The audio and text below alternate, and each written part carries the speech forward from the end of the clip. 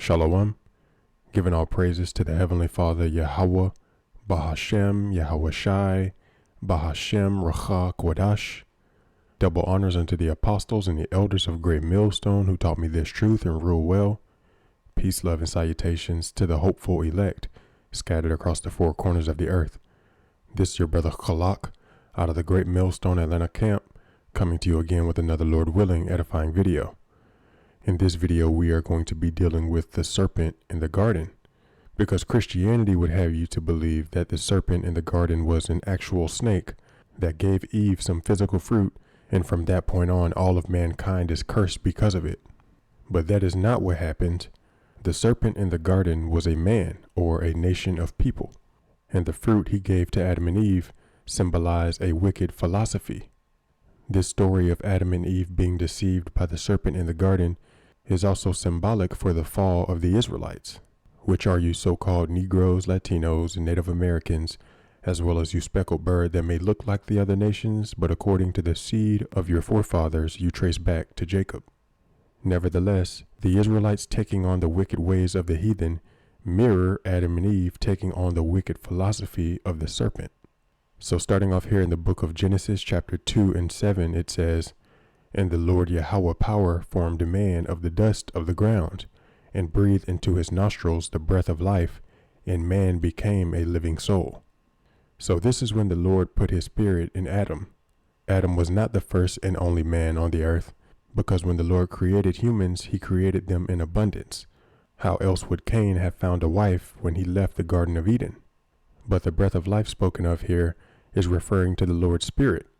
That's according to Wisdom of Solomon chapter 7 verses 24 and 25. This is 2nd Esdras chapter 3 and verse 5.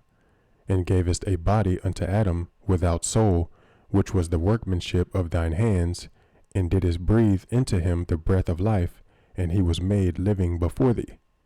And thou leddest him into paradise, which thy right hand had planted, before ever the earth came forward. And unto him thou gavest commandment to love thy way, which he transgressed.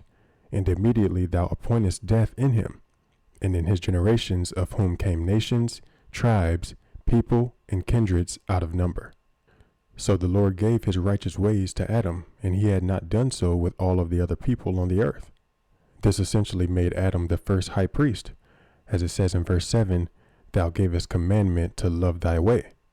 This would also apply to Adam's descendants, because even before the Israelites, the Lord had a chosen people, and they were called the sons of God. That is why Cain and Abel had to bring a sacrifice, because they knew of the Lord's ways. Now here in Genesis chapter 3 is where we get the account of the fall of Adam and Eve. This account did not take place over one day. It is rather a condensed record of the history of the fall of the sons of God. Starting off in verse 1, it says, "Now the serpent was more subtle than any beast of the field, which the Lord Yahweh power had made. And he said unto the woman, Yea, hath Yahweh said, Ye shall not eat of every tree of the garden?" So the serpent was a wicked man, and the beast of the field is referring to the other nations that the Lord had not given his ways to. When you read Ecclesiastes 3 and 18, you see how men are compared to beasts. Psalms chapter 58 and 3 says, "The wicked are estranged from the womb. They go astray as soon as they be born, speaking lies. Their poison is like the poison of a serpent. They are like the deaf adder that stoppeth her ear." So this is describing the wicked, and here they are likened unto serpents. Again, the serpent in the garden was not an actual snake, rather a wicked man. And also, when you go into the Hebrew word for serpent, it is nachash, which just means a diviner or an enchanter. So the serpent asked Eve, "Did the Lord really say not to eat of all the trees of the garden?" And this was Eve's response in verse 2. "And the woman said unto the serpent, We may eat of the fruit of the trees of the garden. But of the fruit of the tree which is in the midst of the garden, Yahweh hath said, Ye shall not eat of it, neither shall ye touch it, lest ye die." Now the trees Eve are referring to can be read about in Genesis 2. The Lord planted many trees in the Garden of Eden, but he commanded Adam and Eve to not eat of the tree of the knowledge of good and evil. That tree would ultimately be a wicked philosophy or a way of life contrary to the ways the Lord prescribed Adam and Eve.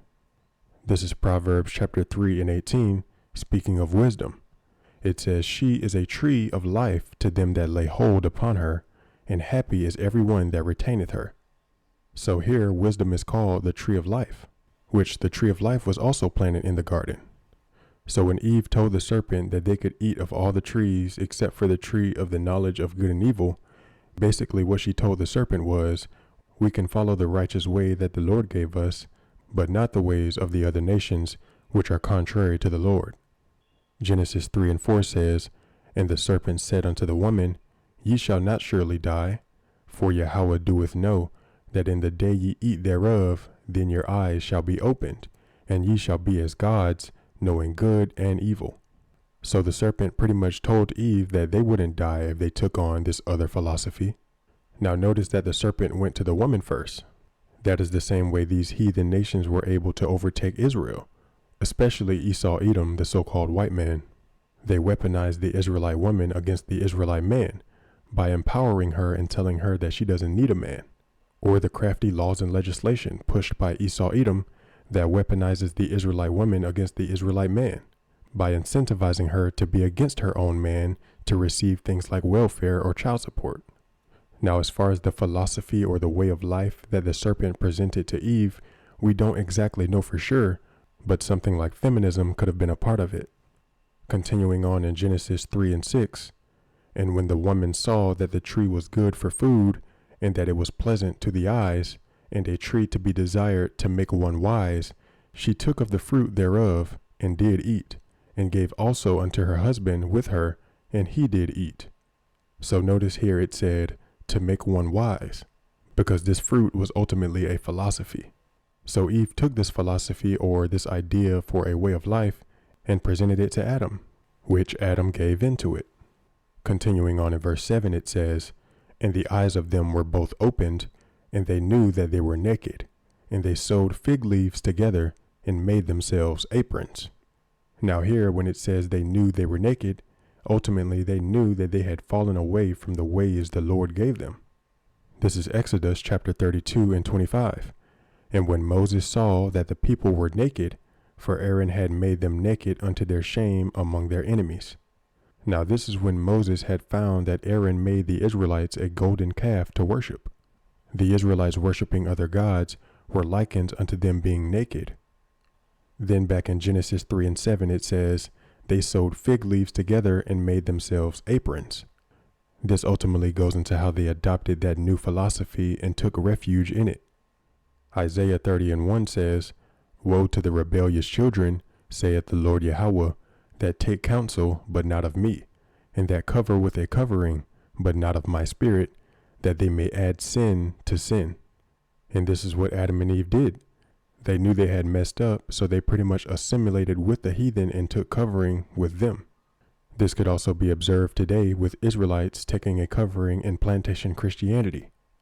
So after the fall of Adam and Eve, the Lord pretty much put curses on Adam, Eve, and the serpent. Skipping down to Genesis 3 and 15, it says, "And I will put enmity between thee and the woman, and between thy seed and her seed. It shall bruise thy head, and thou shalt bruise his heel." So the Lord said he would put enmity between the seed of the woman and the seed of the serpent. The seed of the serpent would be Cain.